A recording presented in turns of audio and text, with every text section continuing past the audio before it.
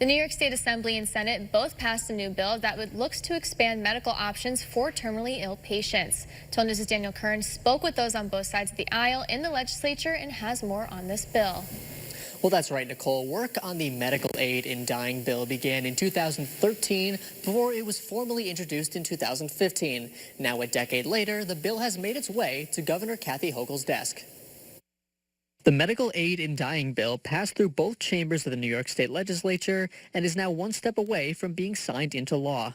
The bill is written by Assemblywoman Amy Paulin.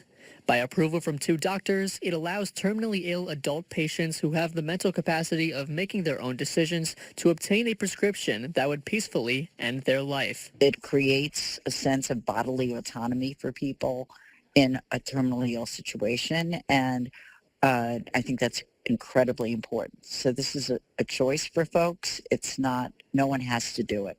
The bill passed through the state assembly with an 81-67 margin and was approved by the state Senate in a 35-27 vote. This was one of the most difficult pieces of legislation I've ever had to vote on. Everybody in the chambers agreed. We debated this for 4 hours and there wasn't a dry eye left in the chambers. Assemblyman Joe Angelino voted against the bill, citing fears he has over its future use and aiding in the loss of human life. In Canada, the slope has changed, and now younger people and also other types of illnesses now qualify. That was my fear to begin with. If signed by Governor Hochul, New York would become the 11th state to pass this kind of legislation. Assemblywoman Paulin says the contents of the bill have not changed in the United States. There's no history, even though this has been around for so long, of expanding it. So I think, again, it was an excuse not to support it.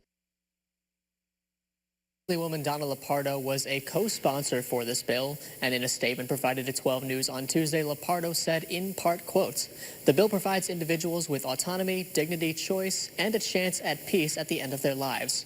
With numerous carefully crafted safeguards, I'm confident in my support of the legislation and thank the advocates for their years of effort and patience while we work to get it right." Live in studio, Daniel Curran, 12 News.